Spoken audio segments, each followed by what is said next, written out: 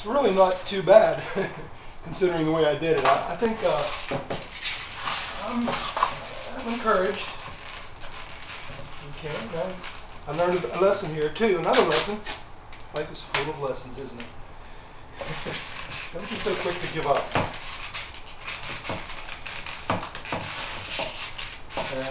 I think I just lost sight of my initial goal here with this part of the experiment was just to make a plaster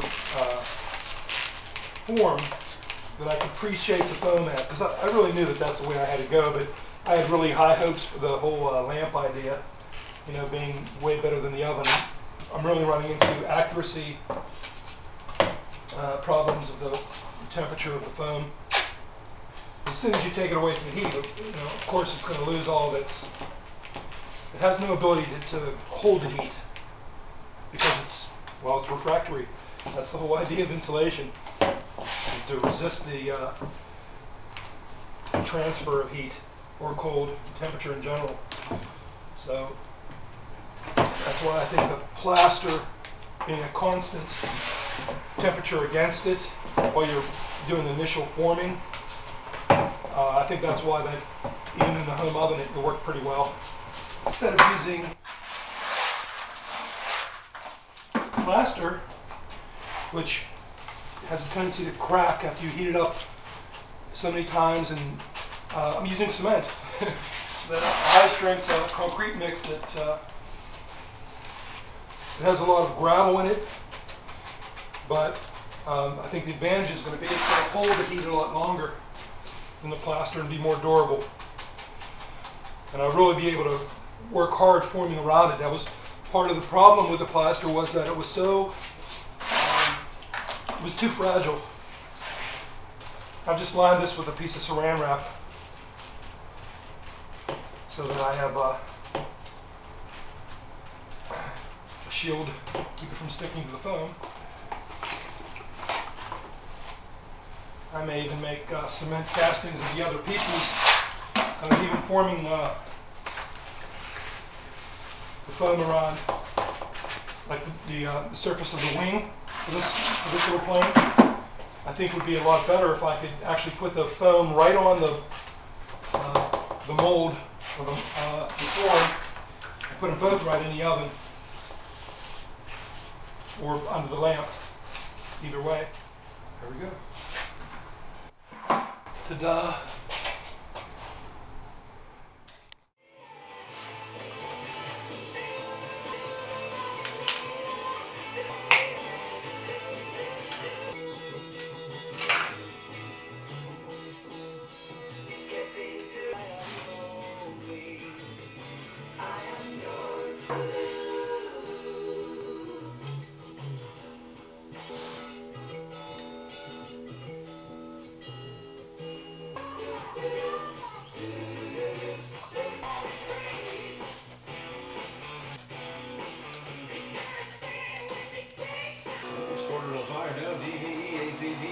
Big Jack, and you go to our website and